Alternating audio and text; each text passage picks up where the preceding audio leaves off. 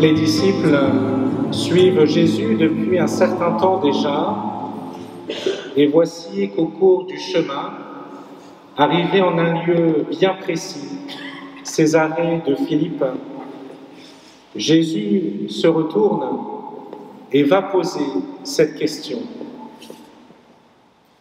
Tout d'abord, au dire des gens, qui est le Fils de l'homme? Les apôtres vont rapporter ce que les uns et les autres disent de Jésus. Mais Jésus les invite à faire un pas supplémentaire.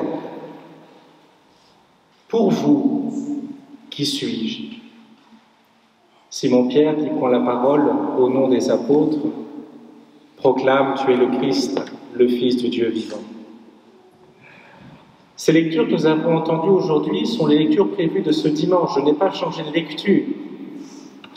Alors que nous sommes bien à la paroisse Saint-Pierre et Saint-Paul d'Aumale, Bray, Picardie, que nous sommes dans la fête, 4 jours de fête, vendredi, samedi, dimanche, lundi. Nous fêtons aussi l'anniversaire de la libération, qu'il ne faut pas oublier. La libération qui nous rappelle que c'est toujours un don beau, mais fragile. Il n'en tient qu'à nous de recevoir cette libération. Et quelle libération recevons-nous? Le Christ nous pose à chacune et à chacun d'entre nous cette question. Pour vous, pour toi, qui suis-je? Et quelle que soit notre histoire, quelle que soit notre foi, nous avons à rencontrer le regard et la question de Jésus. Et nous ne pouvons pas fuir. Même si les portes de l'Église ne sont pas fermées, on ne peut pas fuir si nous avons entendu la parole que Jésus nous pose. Parole bien sûr posée à vous, les parents paramarènes et la famille de Gabin.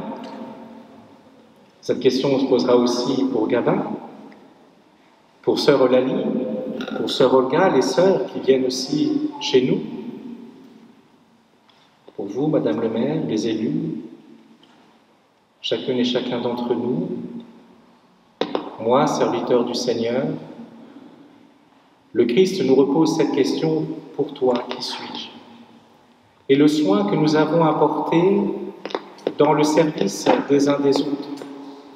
Saint Guénolé, on le dit, est le saint patron des oculistes. Alors on va l'étendre, comme je disais l'année dernière aussi, aux opticiens, orthoptistes et tous ceux qui s'occupent des yeux, parce qu'aujourd'hui, la profession s'est ouverte.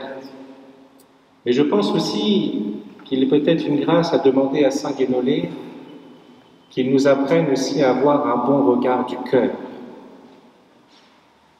On dit parfois que les yeux sont le tréfonds de l'âme. Voilà, que faisons-nous de notre âme, de notre vie intérieure, de notre vie spirituelle?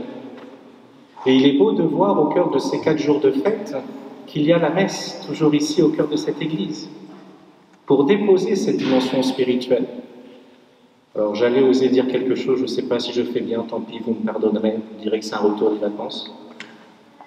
J'espère que dans le journal Le Réveil, la messe sera au moins citée. J'espère, on verra. Au milieu des différentes choses, au milieu du corso, j'espère qu'on pourra dire oui, il y avait monde à la messe.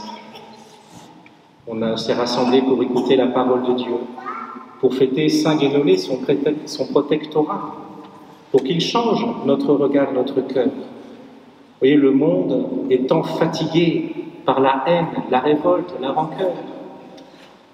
Le pape François rappelait à ce plus de 1 500 000 jeunes à Lisbonne, veillez à la qualité de votre cœur et de votre regard. Un homme de 86 ans qui nous appelle à cela, on ne peut pas ne pas l'entendre.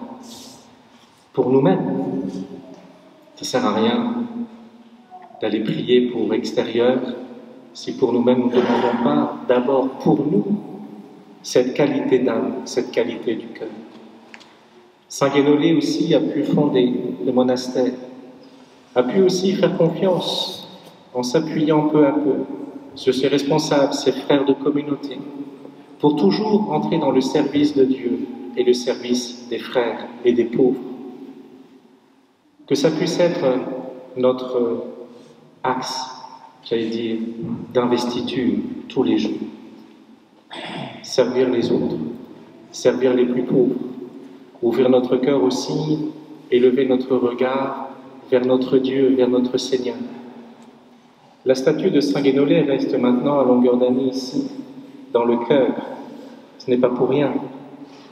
Quand vous reviendrez dans cette église, peut-être quand parfois ce sera difficile de changer notre cœur, notre regard, de demander à Saint Guénolé, mais Seigneur, aide-moi à changer de regard sur telle personne, sur telle chose, sur telle réalité, sur l'Église, sur le monde.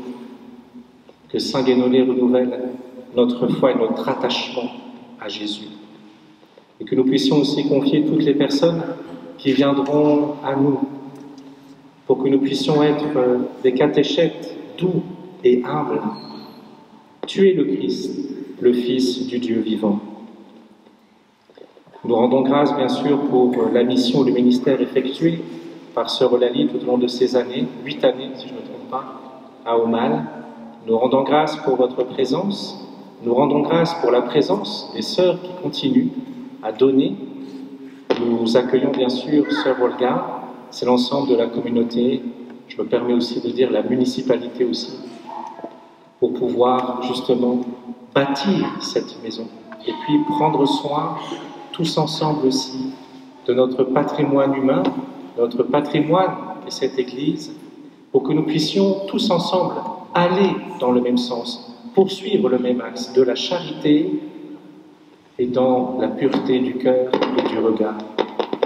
Que Saint Guénolé nous maintienne dans ses vertus, dans ses qualités de cœur, pour que nous puissions vivre de l'Esprit Saint, toujours plus de l'Esprit Saint, et de moins en moins de l'esprit du monde. C'est peut-être une occasion, au moment où nous allons reprendre la rentrée, qu'est-ce qui m'anime? Est-ce que c'est l'Esprit Saint, avec ses fruits, la bienveillance, la bonté, la douceur, la paix, l'unité? Ou est-ce que c'est peut-être l'esprit du monde? La rancœur, la rancune, le manque de pardon, la guerre, que l'Esprit Saint vraiment s'empare de notre vie et que Saint Guénolé aussi agisse en nous. Et que par l'apôtre Pierre, nous puissions chaque jour relever ce défi et entendre chacune et chacun d'entre nous sur cette pierre vivante que nous sommes, je bâtirai mon Église. L'Église ne se bâtit pas sans vous, sans nous. Ce n'est pas simplement le pape, les cardinaux, les évêques, les prêtres. C'est chacune et chacun d'entre nous. Si vous venez, si vous baptisez aussi l'Église d'Aumale, de notre paroisse, nous présenterons cette Église vivante. Mais c'est nous, ensemble, pas les uns contre les autres, mais les uns avec les autres, joyeux et glorieux de porter l'amour de Jésus.